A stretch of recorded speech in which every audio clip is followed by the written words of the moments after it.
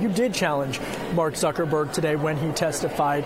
What do you make of his response to your questioning? Well, I first of all wanted to point out the many, many times that Mark Zuckerberg has had to apologize. And the takeaway for me for that is that we can't rely on self-regulation, that Facebook is not going to regulate itself, and that we have to pass some laws.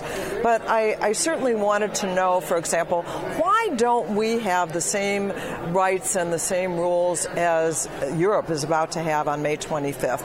Can't we just adopt that kind of protocol for the United? Don't our citizens deserve the same? He says that might not be able to apply to the United States. Yeah, he was willing to take parts, but not others. And that was sort of emblematic, I think, of the kinds of answers that he gave today.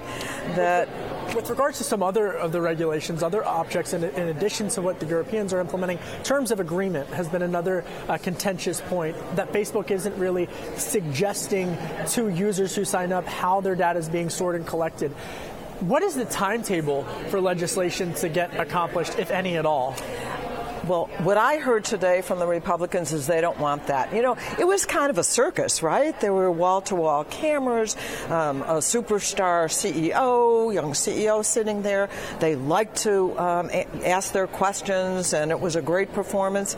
And like others, like we saw with at some other previous we bring them in and Equifax, and then nothing happens. So investors watching in terms of regulations and the regulatory structure that might happen or might continue on, really, there's no concrete timetable for anything concrete regulatory to get done. I don't really see it. You know, I have a very simple bill. It would be to secure and protect Americans' data, and it's really pretty modest that there ought to be enforceable standards for them to set for privacy. And even that was considered radical today by some of the Republicans in that hearing. So I don't even know what the purpose, actually, of that hearing was. They were kind of swooning over Zuckerberg, I felt.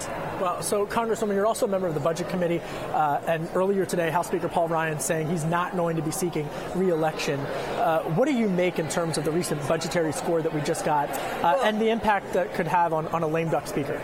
You know, part of his announcement of his farewell from Congress was that he's going to do everything he can between now and when he has to go to cut Social Security, Medicare, and Medicaid. You know, I have to say there's a part of me that says, make my day, because there are a lot of Trump voters, in fact, I would argue most Trump voters, who say, no, I like you, Donald Trump, but I do not want my Medicare, my Social Security, and my Medicaid cut.